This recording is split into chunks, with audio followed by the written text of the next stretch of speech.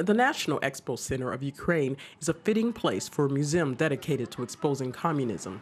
According to the acting director, Yevgeny Mushkin, the center was used as the ultimate tool of Soviet propaganda. Its main aim was to show the world how productive and successful communism was. That's why we decided to create this museum of monumental propaganda, specifically here in the National Expocenter, where basically all of the central buildings are part of this monument.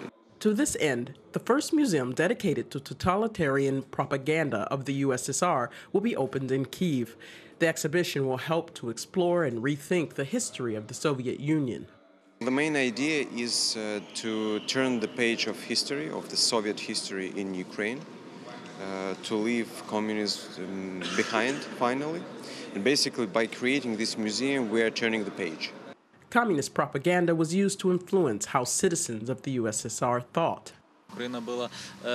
Ukraine was a place where they could gain experience, which would be then used for conquering other countries. That's why it's important to rethink this experience of Ukraine being part of a totalitarian system. It's important to remember that period, which should never be repeated.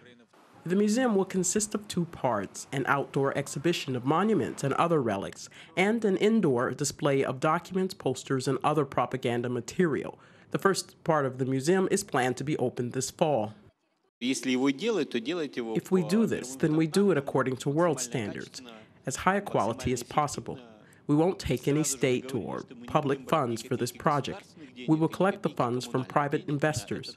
The budget is approximately 15 to 20 million hryvnia. Ukraine began aggressively stripping away its communist past in spring 2015. More than 2,500 monuments glorifying communism were destroyed. Thousands of street names have been changed. And yet, this process has been more about burying the past. But this museum at the Expo Center will be about exposing it. And the main message is never again. This is Vivica Williams with UATV.